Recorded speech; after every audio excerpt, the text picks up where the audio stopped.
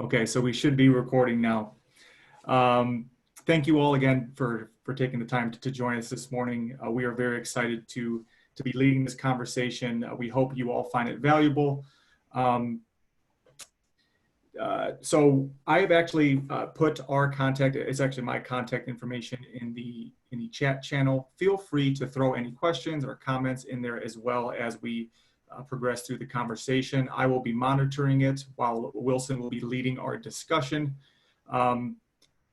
So please don't hesitate. We would actually encourage any types of comments or questions, whether it's a best practice that you're currently using, a question into our process, or how we have things set up. We're happy to discuss. We're happy to answer it. We're here for you all. So please do not hesitate. So without further ado, I'm going to pass it over to Wilson, who will be sharing his screen and leading our discussion today. So go ahead and jump in, Wilson. Thank you, Kyle. Hi, everyone. My name is Wilson Su. I'm the founder of PowerNotes. We're really going to be giving you a demo of the product, talking about how you can use it. Something that we want to emphasize is that during the whole COVID-19 crisis, this is a free product for schools that are forced to move completely online. I'm actually going to switch my screen here to one of our offerings where we have our kind of offer for schools that would like to use PowerNotes. Again, this is something that we're giving for free. Kyle can post the blog URL on our chat for you guys to access the offer. So just to quickly talk about PowerNotes and the background of the company. PowerNotes is really something that's designed to help students and researchers gather, organize, and track their digital content. It was designed to kind of build a process around digital research and help students transition into writing. It was based on a lot of my own personal experience when I was a grad student, doing research and writing in the digital environment for the first time in the mid-2000s. One of the things that I found really frustrating about digital research and writing was that there were all these little processes that went around, like saving information from online sources, tracking all that information, organizing it, reorganizing it. There were no really good tools to help me do that. A lot of my professors didn't go into details on how I was supposed to do all those little steps. I think a lot of students are kind of left on their own to kind of figure it out for themselves. I think a lot of professors assume that students of a certain age know how to save information online, which I think they do, but I don't think they know how to do it well and in a way that's pedagogically sound. And so, you know, I muddled my way through grad school, found a process that worked for me. And in the process, I found a lot of my colleagues had the same problems. In fact, a lot of the professors that we talked to had the same issues as well when it came to doing digital research. This was kind of in contrast to my undergrad days when we had a very kind of defined process for reading information from print sources. You were forced to transcribe information. You typically did it onto note cards. I was actually taught to do it onto note cards so that I could shuffle around my note cards later on and reorganize my research, organize it in such a way that I would introduce it in my paper. And so that was a nice, what I felt like was a much more continuous process from research to writing that was much more well-defined. People are probably doing it for decades. And so when we switched to digital, that's when kind of everything, that process went out the window and students are kind of left to do and find out their own processes on their own. So PowerNotes is really meant to alleviate that kind of open area of the process, give students a very efficient process to go from research all the way through writing. And in the beginning of PowerNotes, when we first built the product, it was very much designed as a product to help researchers be more efficient, to help that student go from research to writing. Since we've been working with more and more schools, writing programs, libraries, we're in about 3 to 4 dozen institutions right now. Since we started working with those schools, we started building additional features specifically for the classroom. In the classroom, tools designed specifically to facilitate assignments, particularly around analysis and synthesis of sources, help students turn their research into writing. And I'll walk through some of those new features when we come across them in the live demo.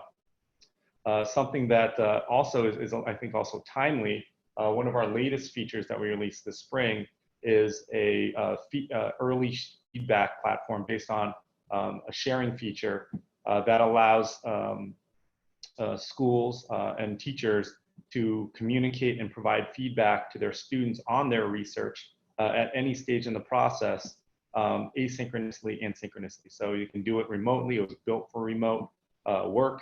So really, giving the teacher and the student a lot more of a connection when they're not physically in the same place. This was actually designed for one of our schools, NYU, that has kind of a global campus, and they wanted to make sure their students felt connected to their professors if they're in different locations, and allow that professor and that student to converse about anything that they were collecting or looking at in the course of the student's research. So with that said, I'm going to jump into the live demo. Again, as Kyle mentioned, if you have any questions, feel free to put it in the chat. We'll record all of them and we'll go through them all near the end of the presentation. All right, so PowerNotes comes in two parts. The first part is a browser extension. It works on Google Chrome and Firefox. Right now, we're planning on supporting all browsers over the course of the next few months. Once it's installed on your browser, it sits on top of your browser, lets you capture anything that you're viewing in your browser. So that includes anything on the open web, any of your academic databases. Will actually do an integration with your library and their proxy server to make library resources a little more usable for students, particularly students that don't understand how proxy servers work and stuff like that. It also works on any PDF online or on your computer. It works on your LMS, works on the vast majority of your digital textbook platforms. The whole point is we want to allow students to capture content from any source, combine it all, organize it into either their research outline, or a lot of students have started using it for just general note-taking in their other non-research and writing classes. So they can pull material from their textbook, from the syllabus. They can Google things and pull things from that material into their own personalized study guides, so they can study for finals. So I'm going to get started here. Once you have it installed, you'll see this little sidebar on the right side. That's part of PowerNotes. At the top of the sidebar, you'll see the title of the project that we're currently in. So we're going to just do a quick highlighting demo. Highlighting is the way we capture information in PowerNotes. Below that, you'll start to see where all of the research that you've gathered populates. We'll kind of put together a running tally of all the research that you've gathered so you can know exactly what you've been doing, where you are in the process. Now I'm going to jump over to the left side here. So this is the content. One of the things that I really disliked about research and writing in the digital space, particularly reading research material in a browser, is that every time that I wanted to save information, I had to copy it here and then completely leave this source, go to like a Word document or a Google Doc, paste it into there, come back. If I were diligent, I'm going to grab the URL or citation information, copy it, leave this again, paste it into that other document. That's just a very distracting process in an environment that's already full of distractions, which is your screen environment. So one of the first things that we're going to try to do as part of PowerNotes is eliminate copy and paste from the process. Really try to focus students much more on their sources so that anytime that they want to save something, all they need to do is highlight it. And then as soon as they highlight it, this box is going to pop up again. So you're not going to leave your browser. At the top of the box, you'll see the name of the project that you're currently in. And then below that, you'll see two topics, background and new topic. One of the things that we're going to prompt students to do that's going to be a little different than what we're used to doing is to organize what they've just highlighted at the time they highlight it. And we're going to do this because we know that in the digital process, this is something I was guilty of when I first started doing research in the digital space. is that a lot of students, when they're copying and pasting their material into another document, they're not organizing it. When it comes time to assess that material that they've captured, that document tends to be really long, overwhelming, completely disorganized. We call it the information dump. And then it becomes very difficult then to reorganize it for two reasons. One is it's just overwhelming. So students are just like, I don't know what to do with this. I'm just going to start writing. Then that'll lead to kind of like stream of consciousness, disorganized writing, and they'll try to shoehorn pieces of research that they found in their information dump to support things that they're writing about, which is not the way you go about doing source-based writing. The other thing that we're trying to, that's hindering kind of that reorganization process is that word processing documents, the thing that you're copying and pasting into, typically aren't designed for reorganization. So if you want to reorganize within a word processing document, you're forced to copy and paste stuff around. Again, that's cumbersome, it's prone to error. And so we're going to basically try to start students off with some structure that they're going to define, and these topics are really easy to manipulate. We wanted to give them a structure that they could refine over time, evolve it so that as they did more reading, as they did more learning, they can make their organizational structure more sophisticated over time. The other thing that we wanted to do is to prompt students to read more actively. A lot of students that read online read very passively. And so we'll actually watch students do research. We'll look over their shoulder and say, hey, why did you copy and paste that for something that they tried to say? A lot of times you'll get an answer like, I don't know, I thought it might be important later. They're not really thinking about what they're doing. They're just kind of reading the words on the screen. We want them to tie the thing that they're saving to something associated with their end goal. And so this kind of little thinking step in between that's kind of really light, not overwhelming, not too much overhead, prompts them to think about how what they're highlighting connects to their eventual goal. And I'll show you how this organizational structure can change over time, over the next few minutes. For now, I'm going to select background. The next thing it does is it prompts you to annotate what you just highlighted. So you can say, you know, so annotation is something that we've read in the literature as something that improves reading comprehension and retention in the digital screen environment. And it's been shown as a best practice, yet in my mind, it's very difficult to annotate digital content. I mean, if you're gonna do it, how would you do it? You'd have to, again, rely on that other document. You wanna take some notes on this, you go to that other document, you take some notes. You wanna tie those notes to something from a source, you gotta copy and paste information from that source. Again, a really distracting process. We're gonna make it really simple, really efficient, just by allowing you to highlight what you wanna save, drop it into a topic, take your notes, and just continue on reading so that you don't have to jump back and forth into another document just to save your information. Now over here in the sidebar, something that will show you what we've captured. All of the information that you've highlighted is in quotation marks, so you know it's not yours. All of the information that is your own, your notes, your annotations, can be edited at any point in time. We automatically save a link back to the source, so you can always come back to this document in the future. And it's filed under the topic that you chose, in this case, background. And it's also very easy for you to change your topic names. And when you do change one of your topic names, it's also updates live, so you can highlight something, drop into that topic, take your notes, continue on reading.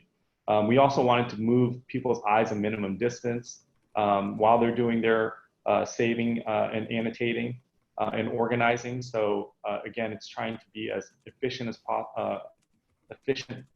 process as possible, keeping students focused on the content while also allowing them to save the information they're going to need to save.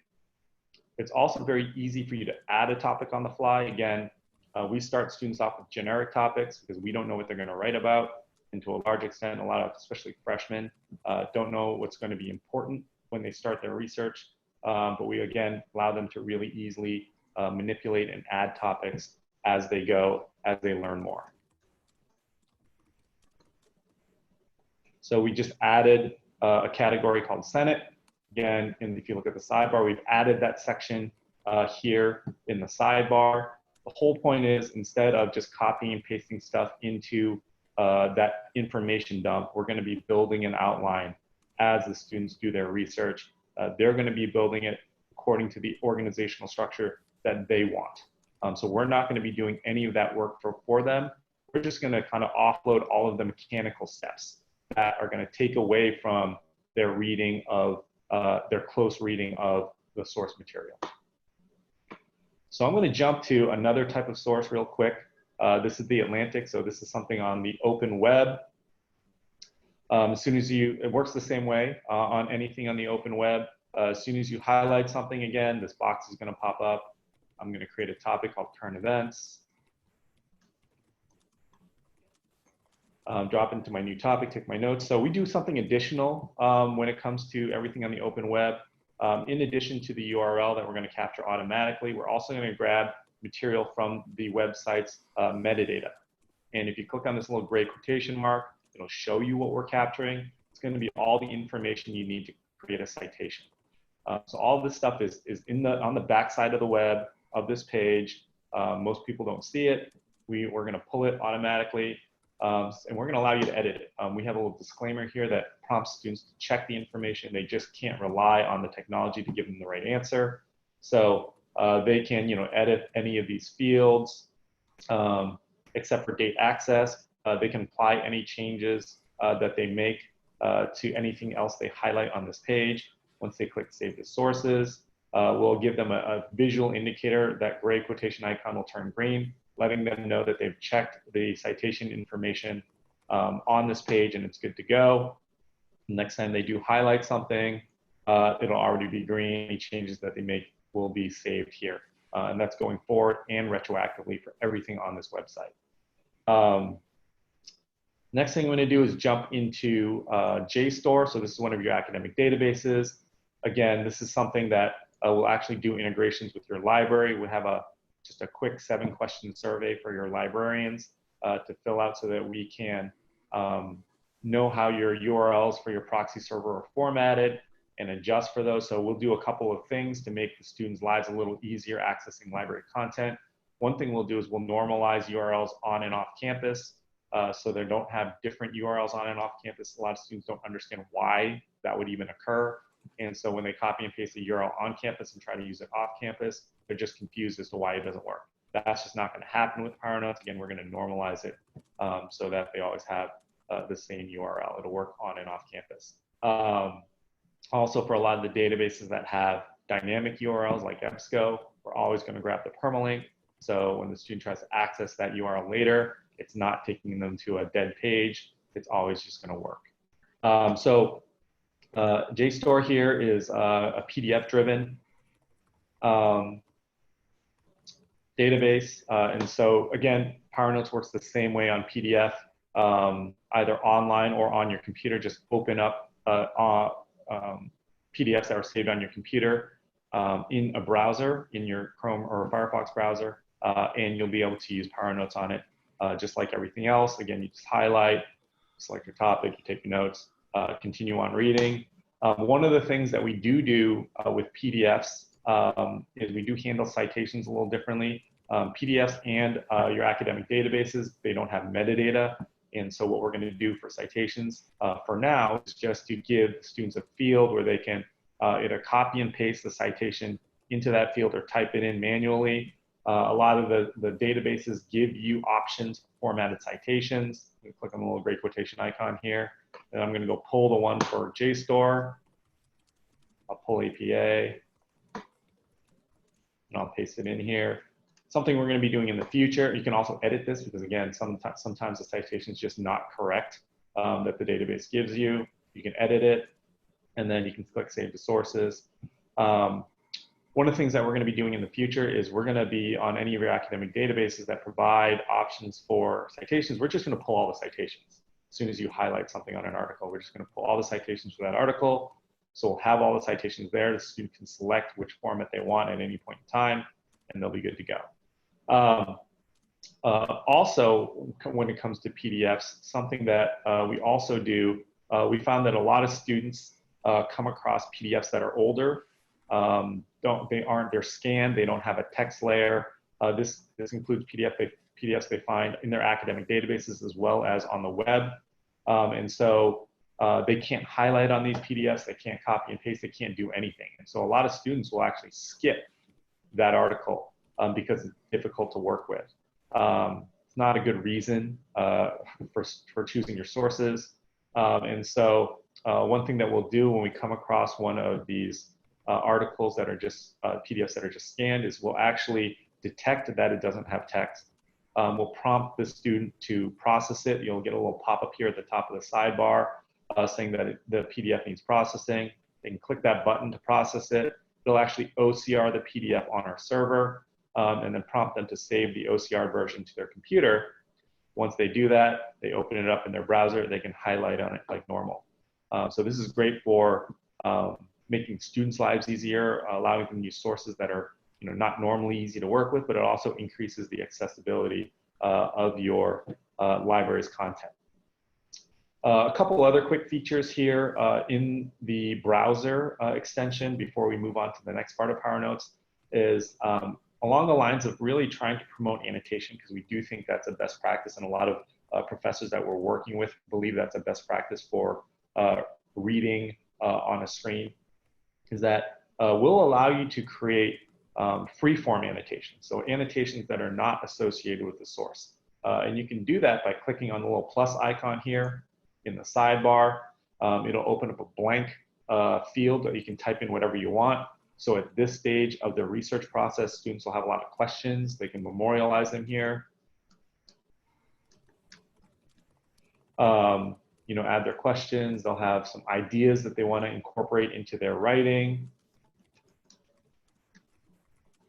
We want to make it really easy for them to add these additional annotations during the course of their research. They don't have to, again, jump out of their research environment to jot them down and get distracted and keep themselves in this kind of research environment.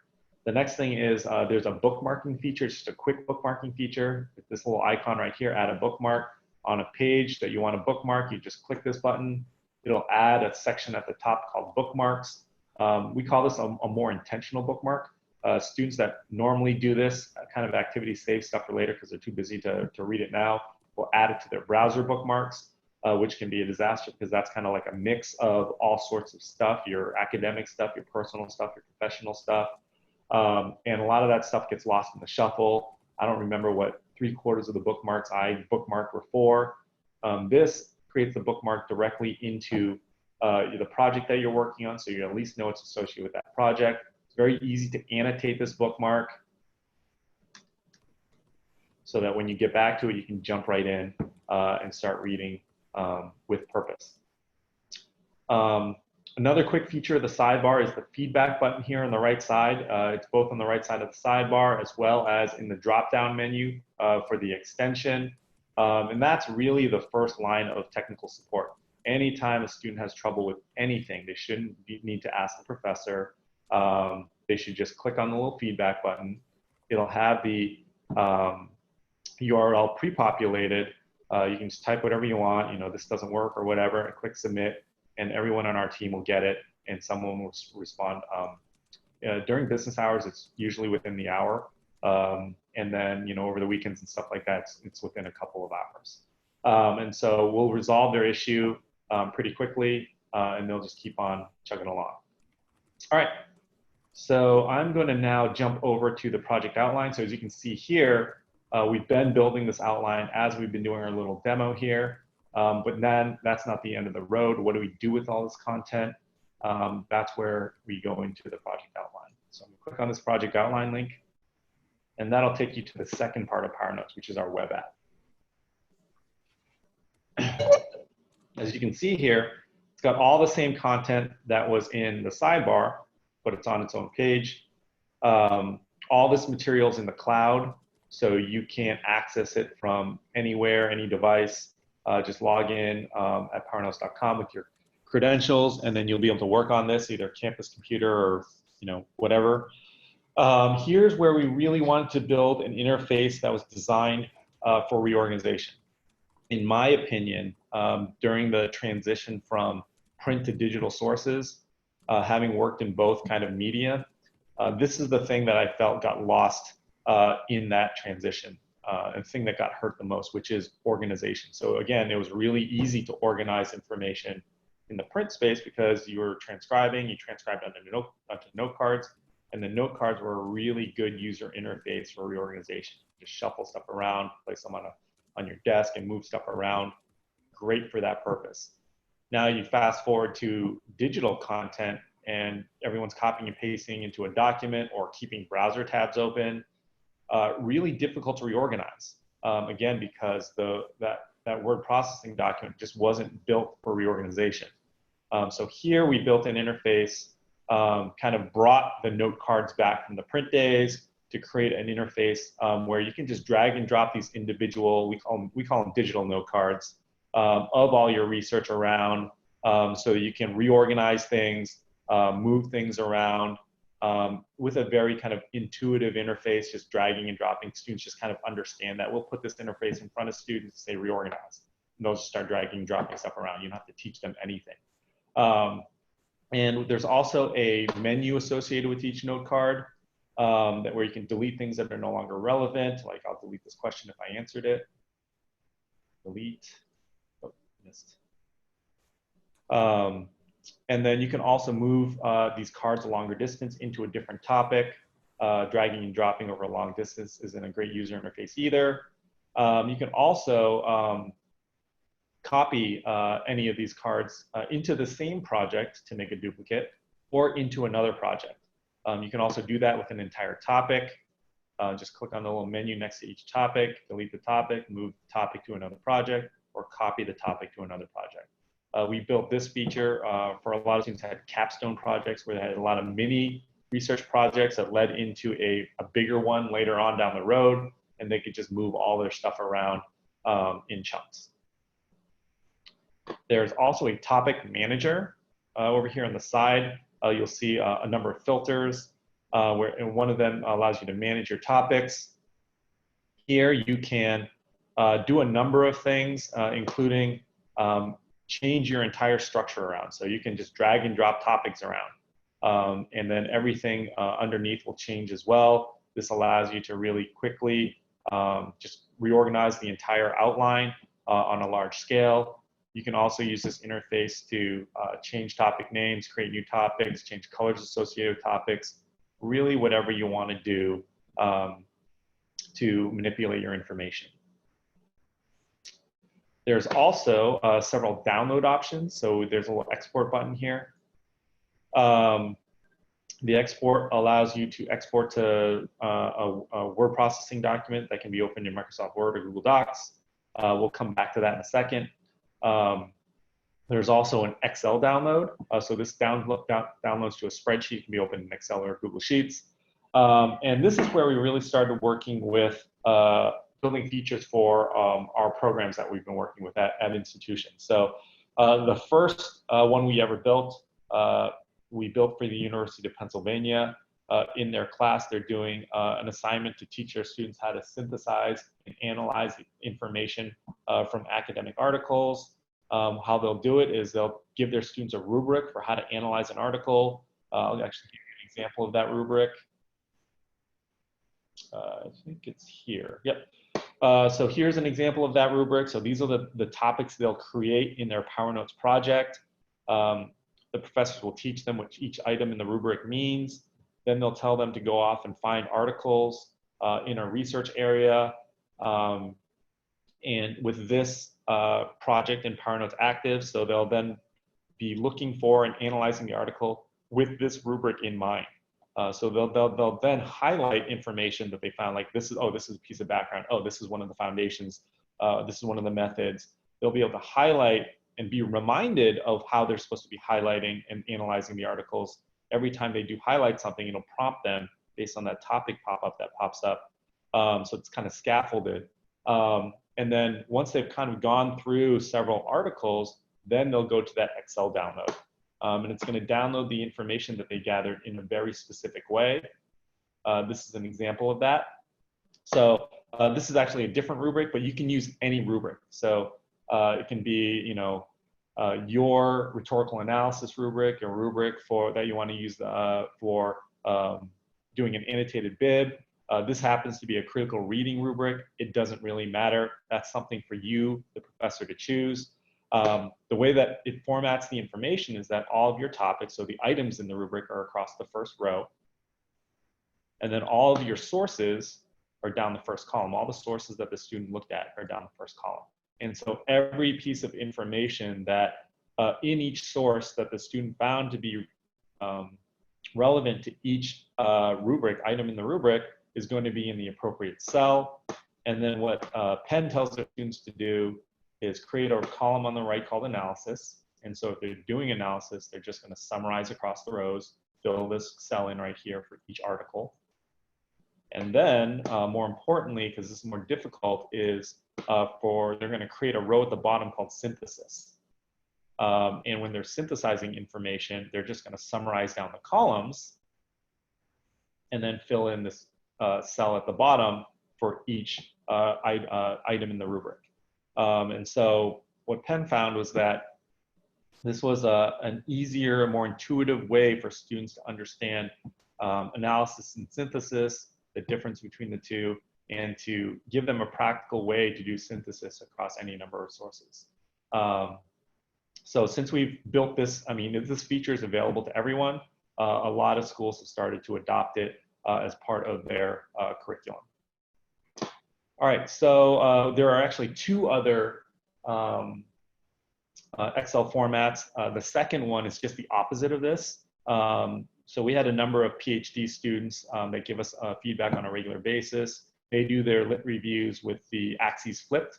So instead of the topics across the first row, they have the sources, and then they have the topics down the first column. So that's just the way that they wanted to look at their information.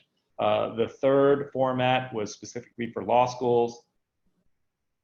They do something called case summaries, case reports, where it's formatted such that all of the cases or sources are in the first column, the citations are in the second column, the topics are in the third column, their notes are in the fourth column, and then the quotes are in the fifth column. And so that's something that we built for law schools. One more thing I want to point out, another feature that it's not necessarily a feature, it's more of a technique that we built with a school, is something we call outline transformations. And so if you look at the organizational structure I have here that I built during the course of the demo, it's very indicative of how like a beginning researcher might build an organizational structure during their research process. Kind of very fact and opinion based on those other sources, but it's not very rhetorical. There's no rhetorical structure here. So how do you then transform the information that you gathered in this format and turn it into a completely different organizational structure, one that's more conducive for you to jump off into that first draft of writing? That's the most difficult part of the process for the vast majority of students. And so we wanted to build a way for them to do that, kind of ease that transition for them. So we came up with this technique with USC and their writing program. And so you can basically add any topics here. So we're going to add a completely a separate outline based on the headers and subheaders of your paper. So I'll do a generic example, but I think you'll get the point.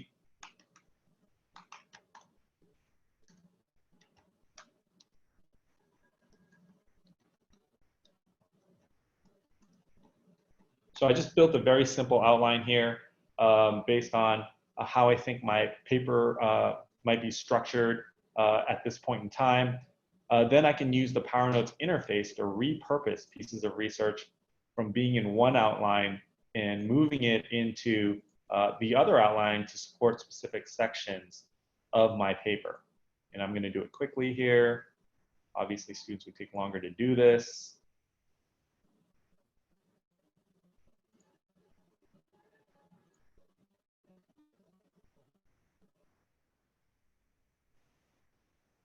All right, so I've done that transformation. I can continue to reorganize, move stuff around however I want to. These blank note cards are still here. Add a free form note. Things I can do here are typically done, or I can start writing. So I can start putting in my topic sentences. I can start incorporating other types of sources. So if I'm doing like primary research, I have some interviews that I'm doing, I can put in my interview quotes. The whole point here is these are really kind of general note cards that you can put whatever you want on. Whole point is to get closer to that first draft so that when you're ready to jump off and start that first draft, you can then export to that word processing document, which has a lot of white space on purpose so people can write around things, and just start writing around and start just formatting your paper, giving you a lot easier transition than this completely what students are dealing with now, which is information dump to I'm just going to start writing. Actually, one of the things that we didn't expect when we first built this is that a lot of professors started using this Word download to provide feedback to their students. It was a little bit cumbersome, so we started working on with NYU a feature that I mentioned earlier, so that professors can provide feedback to their students at any point in the process. And so we have now a sharing feature. Now I'll actually switch screens to demonstrate that kind of like on a side-by-side basis because it's more easier to illustrate that way. So here's a project that I have on the left side. So on the left side, you'll see the original author, the student that's doing the research. And it looks just like the other one, has its content, has organizational structure. What you'll see here is this little sharing function. So when you click on the little sharing button, it'll show you, it'll open up the sharing dialog. So you can share this with as many people as you want, with professors, TAs, peers, if you're doing peer review. Whole point is we want other people to be able to look at and comment on your outline at any point in time. So you can even see how it evolves.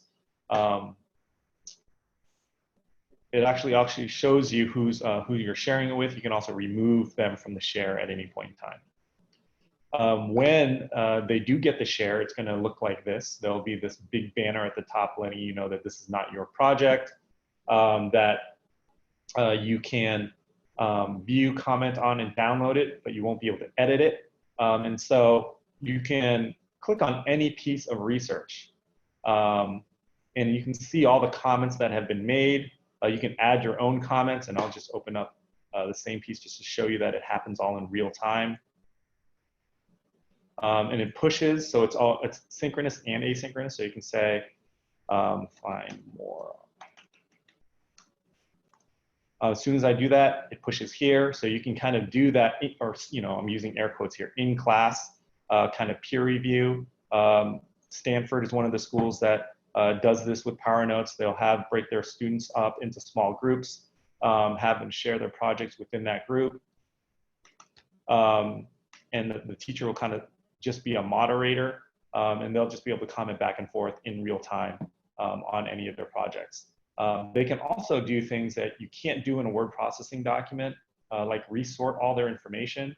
Both sides can do this resorting. There's a little sort by at the top here. Right now, the default is sort by topic. They can quickly sort by date. So you can quickly see, what are all the dates that the student worked on this project? When did they do their research? How much did they gather on each day? What did they gather each day? They can also sort by source. So these are all the sources that the students use. Are they all authoritative sources? What did they grab in each source? Let's see, it's in my my JSTOR article, like what did they do? So this is just a way for the reviewer, the person giving feedback, to just quickly give some feedback on things like information literacy. So that's kind of where we stand. We have actually we just rolled this out this spring, so there's a lot of feedback that we've already gotten from our schools on how they're using it and how they want to see it improve. We're going to be building in those improvements over the course of the summer.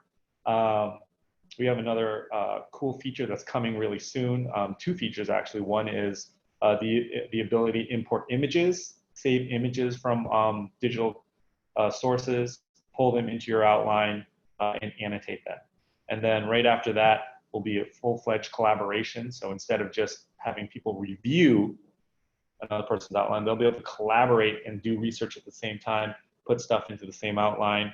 They can actually do that now. Students have hacked a way to do that, but we're going to build official support for that.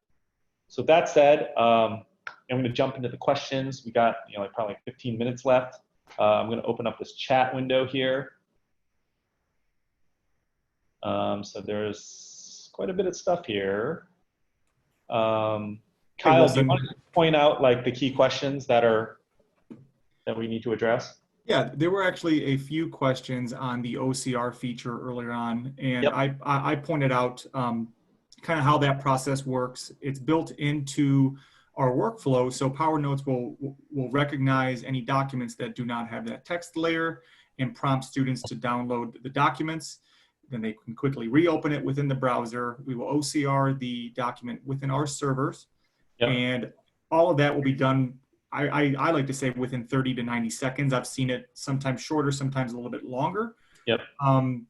And I always like to point out that those documents are not exclusive to the PowerNotes tools. So if a student wanted to save it, they could then use the traditional copy and paste function on those documents as well. And then a few of the other questions relate to the recorded session, which we are happy to send out. I would say emailing us would probably be the best way to get access to it. I don't think that we will have access to everyone's emails within this session. So please send us an email. I will put our contact information again in the group chat, and it can we will be happy to get it sent over to you. And also, we're happy to have a further discussion on any specific tool that may have caught your interest. If you would like a further explanation, a deeper dive into how that certain feature works, we're happy to walk you through that. Yeah, I'm just looking through some of these questions here. In terms of, we are currently working on native iOS and Android apps. So that's something that will be coming out this year. For Steve and his question, I see a common theme of the people on the call wanting to use this. Yeah, I mean, it's available to faculty as well. In fact, faculty are some of our biggest users, faculty and grad students, people that are doing real like hardcore research, not just like freshman research for a 3-credit class, use this a lot. What else?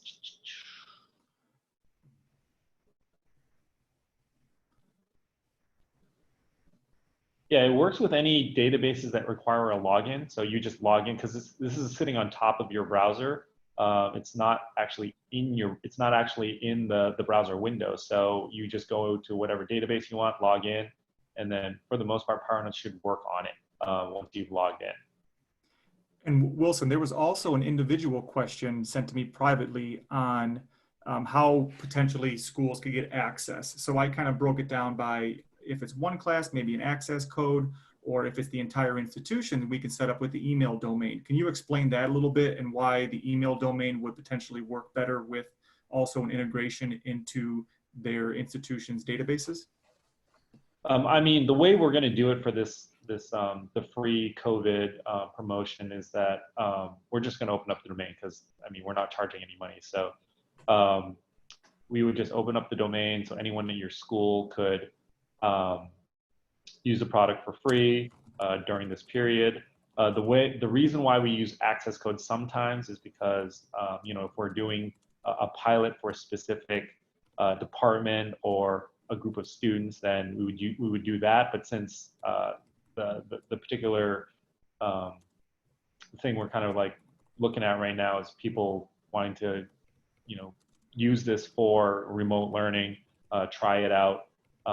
We're not going to be stingy about who gets to use it. So we'll just open up the whole school. You just have to let us know.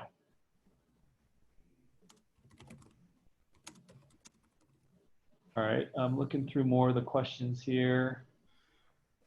I see a question here on a simplified version for K through 12 with colorful kid-friendly interface.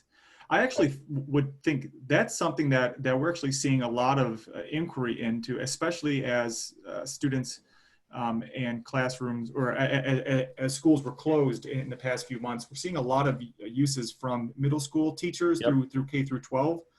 And it's the front end of PowerNotes that I think interests them the most. Having students be able to simply highlight and write about what they're reading seems to be a common theme. I know me, yeah, and organizing everything. I know me personally. I have several family members in K through 12, and they have shown interest in using it with sixth grade through high school reading and social studies classes. Yep. All right, so Kimberly has one. Her law school currently uses it, but the rest of the campus doesn't have access. We can open that up. Just let us know where you are. Let's see.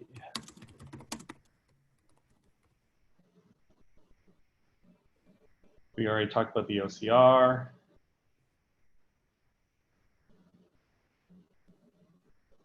If we answered that question. I'm sorry, Janet, can you please clarify the question that you have here?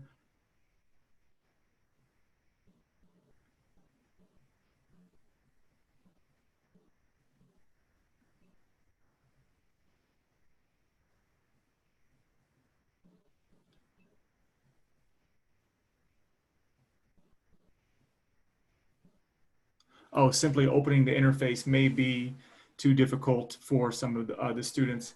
It's something that we're experimenting with, how we can, even specifically for universities or colleges that are using this with campus computers, for example.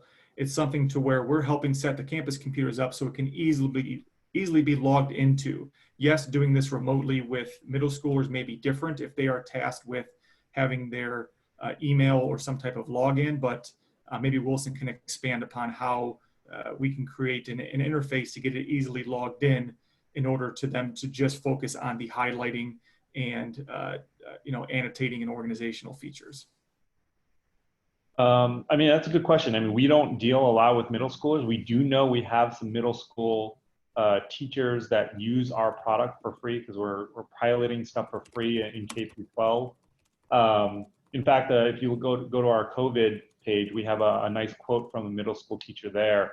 One of the things that we're going to do after this semester is talk to them and see how they were able to use PowerNotes during the course of their semester. So we're still learning right now. I don't think it'll be that difficult for a middle schooler to be able to start using PowerNotes. I mean, we built the initial interface, the whole login, highlight, all that stuff for high schoolers.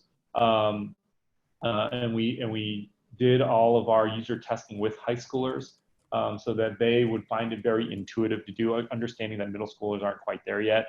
But the way I think that the professors that, not professors, the teachers that have been using it in middle school, I mean, I think they got lucky in that they started teaching students how to use PowerNotes in the classroom before this coronavirus thing hit. And then once they transitioned to all online, it was very easy for their students to continue using it. So, that's something we're going to have to get feedback on, understand what the issues are, and then perhaps adjust accordingly. And so, if that's something you want to give us feedback on, we're happy to work with you on that.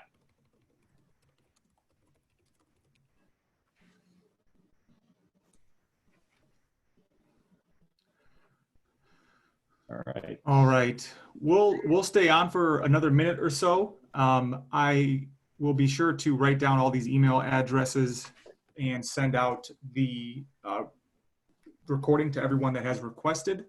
I'm going to put my email in the chat here one more time so everyone can have it.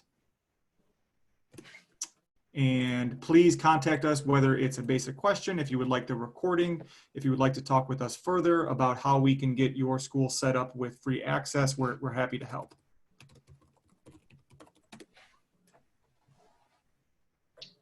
All right. Thank you, everyone. Take care. Stay safe.